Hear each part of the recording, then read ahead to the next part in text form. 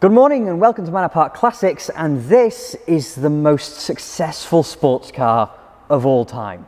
Of course, it's an MGB, and it's a car that I think is a little bit unfairly ignored because they were so popular that so many people had them and they were seen so often at classic car shows that I think a lot of people underestimate A, how important these cars were, and B, just how good they were too.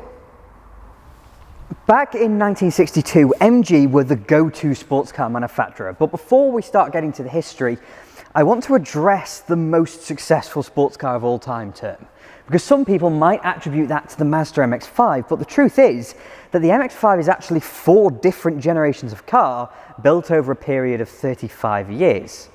Now, whether the MGB is the most popular sports car of all time is very dependent on whether you view the original MX-5 and the second MX-5, the NA and NB, as the same car. Now, under the skin, they are the same car, but Mazda marked them differently, and they look quite different, and they do have a number of changes. So for the sake of making this car look better than it is, I'm going to say that the MGB is the most successful sports car of all time. But all the way back in 1962, which is now 62 years ago, MG were the go-to sports car manufacturer, but at the time sports cars were not especially usable. The MGA, for example, this car's predecessor, wasn't the kind of car that would be your only car if you had a commute to make, for example, or had to park out in a public car park, because the thing didn't have proper windows, it didn't have locks on the doors, it didn't have all that much load space in it. And the twin-cam MGA was quite unreliable as well. It was a very highly strung engine, and as a result, MG knew that they could capture a much larger audience by building a usable sports car. And the MGB is just the car that fit that bill. Now, everybody knows about the Honda NSX. Now, I know that sounds mad to go MGB Honda NSX, but the point I'm making is that the Honda NSX showed all the supercar manufacturers in the late 80s, early 90s that it was possible to make a supercar that was dependable, reliable, practical, easy to drive every day, and that you could see out of, most importantly in that regard. And it shocked the industry a little bit, and in 1962 the MGB shocked the motor industry a little bit as well, because this was the first truly usable everyday sports car. And in 1965 they launched the MGB GT with its gorgeous Pininfarina styled coupe body. I do honestly think that these are one of the best looking cars of all time. And again, it's probably going to be a controversial point, something that someone will moan about in the comments, but they are so often ignored, so often derided almost for being a bit of a cliche when it comes to classic cars, and yet just look at it. Just take a minute to look at the fins on the back of it and the long bonnet. The silhouette is perfect, and then you've got all the chrome bits on it. It's got a Webasto roof, this one as well. Everything about it is just on point, just right. But as a result of popularity, it did 2 things. First of all, it means that, considering these are still so popular, you can get all the bits for them. They're so easy to keep on the road and to improve and to restore and all that kind of stuff. But it also means that they're quite classless. So an MGB is no longer, 900 quid like it was however many years ago. These are worth a little bit of money now, but not an awful lot. And you cannot buy another 1960s, 1970s sports car for this, with this level of value in it. They are phenomenally good value for what they are. And potentially, depending on how nice your car is and all that kind of stuff, you could look a lot better than it actually costs to buy one of these, because this wasn't the kind of cheap sports car like a Mazda MX-5 is, in that people look down on it almost ever so slightly from the likes of a Porsche Boxster, for example. Instead, an MGB and its larger V8 counterpart than the MGC with its straight-six engine, Prince Charles had one, back when he was Prince of Wales, of course. And it just shows that such a timeless-looking car can totally transcend normal class barriers in the UK. The Mini did a very similar thing by the same company in the 1960s, and the MGB did just the same thing. And I think as these cars are now aging, they're getting, over 60 years old now. I think this one is Let's have a look at how old it is. This is an N plate, so it's 1974, 75. It'll actually be one of the last chrome bumpered cars before they jacked up the ride height and put the big silly bumpers on for the US safety regulations. This car is now coming up to 50 years old. And it's still something that you could rock up to anywhere in the country and just look really, really cool, as long as people know what they're looking for. So before we go for a drive, I'd like to talk a little bit about mechanical componentry, because back in 1962, this car launched, and as I said, it was very usable and all that kind of stuff, but it was also very simple. It used a lot of componentry from both the MGA and a lot of BMC's existing passenger cars, things like Morris Oxfords and the like. And so it had the overhead valve cast iron B-series engine under the bonnet. It's not very modern, but it's very torquey and very reliable as well. A properly bomb-proof power unit. It then sends the drive through a gearbox to the rear axle. So it's correct wheel drive, of course, but it's a live axle with leaf springs. And in 1962, BMC was going mad with transverse engines, front wheel drive and hydroelastic suspension in the likes of the Mini, the 1100 and the 1800.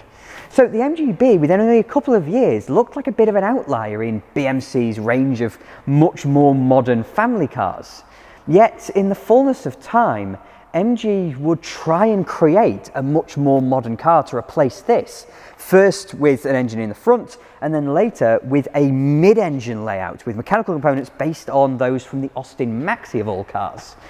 But it didn't make launch in the end, because BMC and later British Leyland realised that simplicity is a virtue when it comes to selling cars like this, partly because they're bought by enthusiasts, partly because rear-wheel drive and front engine is just great for balance, and third of all because British Leyland had a bit of a monopoly over the sports car segment in North America in this period, and the Americans are rather allergic to anything new, novel and nasty European. And so instead, a simple live axle rear drive sports car was right up their street, with overhead valves as well.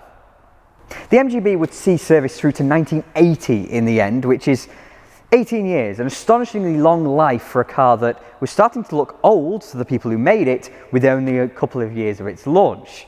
But it was actually replaced in 1975, 5 years before they stopped making it, by the Triumph TR7.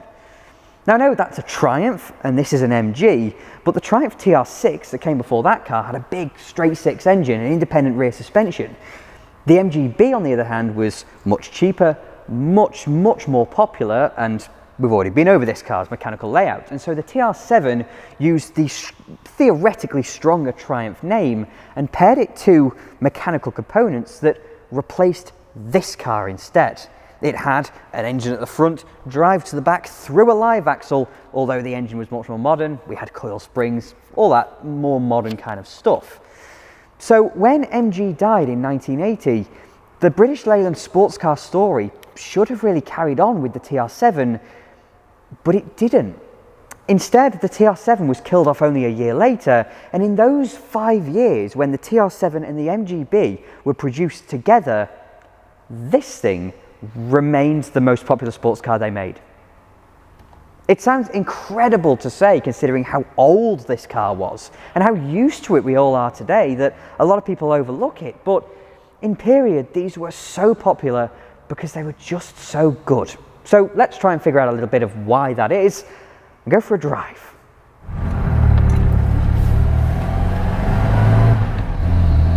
One thing that's very clear about an MGB is that you have to be petite. I'm only 5'9", and this car is small. But it's all about that gutsy B-series engine, because it just sits away up front, supplying this beautiful, hearty soundtrack. Very muscle car even. And you sit here with that wonderful view out over the bonnet. You can see all of it. You can see right to the corner of the car. And you sit nice and low, and you've got this big old steering wheel, so the steering is actually very light.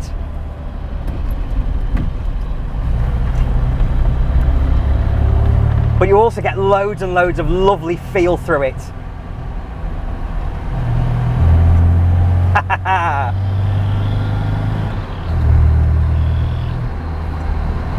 It feels like it urges you to really go fast.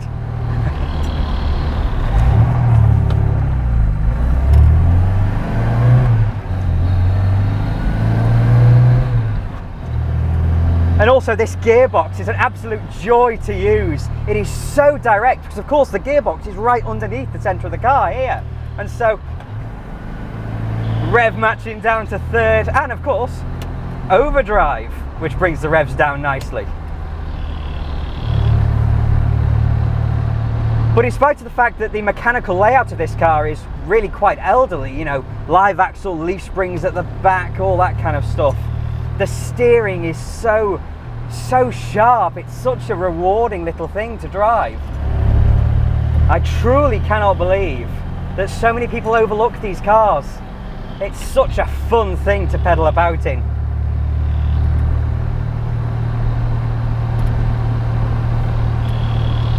There's a reason these cars were so popular, because it's not as if people weren't spoilt for choice. You could have cars around this kind of price range, or you could have much more expensive cars. You know, by the time this car was built in the United States, you could buy a Datsun 240Z. But a lot of people love these because smaller engine, cheaper to run, but also they drive so beautifully.